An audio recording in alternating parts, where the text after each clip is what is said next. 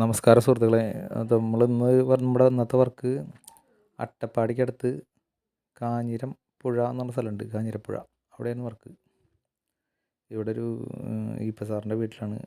അദ്ദേഹത്തിന് അവിടെ അദ്ദേഹത്തിൻ്റെ റിക്വയർമെൻറ്റ് പ്രകാരം നമ്മൾ ഓഫ് ഗ്രിഡ് 6 kW ഇവിടെ ഇൻസ്റ്റാൾ ചെയ്യുന്നത്.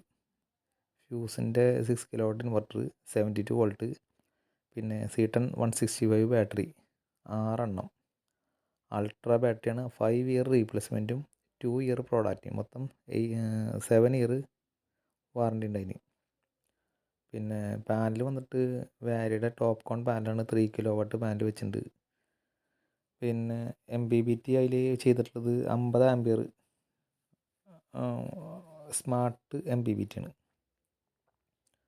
ഏകദേശം ഒരു 14 യൂണിറ്റ് ഉൽപ്പാദിപ്പിക്കാൻ കഴിയും. ഒരു 9 യൂണിറ്റ് ബാറ്ററിയിൽ സ്റ്റോർ ചെയ്യാം, ബാലൻസ് ലൈവായിട്ട് ഉപയോഗിക്കാം.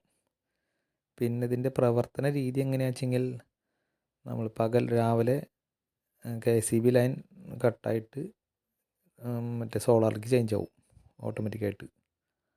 എന്നിട്ട് അത് സൂര്യപ്രകാശം പോയാലും ഏകദേശം വീട്ടിലെ കണക്ട് ലോഡ് അനുസരിച്ച് നമ്മളൊരു 50% ചാർജ് ബാറ്ററിയിലാവുന്ന വരെ ഈ സാധനം സോളാറിൽ വർക്ക് ചെയ്യുക.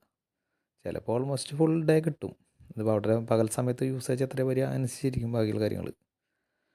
ഏകദേശം ഫുൾ ഡേ കിട്ടേണ്ടതാണ്. ഇനി അതല്ല വെച്ചെങ്കിൽ അത് 50% ചാർജ് ബാലൻസ് വെച്ചിട്ട് ലൈവ് ലൈനിലേക്ക് മാറും. പിന്നെ ശരിക്കും കറണ്ട് പോയാൽ ആ സാധനം ഉപയോഗിക്കാൻ പറ്റും. അത് ഏകദേശം ഒരു 5 യൂണിറ്റോളം അതിൽ ബാലൻസ് ഉണ്ടാവും ബാറ്ററിയിൽ. അപ്പോൾ ഒരുവിധം എല്ലാ യൂസേജ് വരെ മാറിപ്പോവും. അവിടെ സപ്ലൈ ഇടയ്ക്കിടയ്ക്ക് പോകുന്നുണ്ട് എന്നുള്ളൊരു വിഷയം കൊണ്ട് മാത്രമാണ് നമ്മളങ്ങനെ ചെയ്യാൻ കാരണം. ഇപ്പോൾ അവിടുത്തെ വർക്ക് കംപ്ലീറ്റ് ആയി.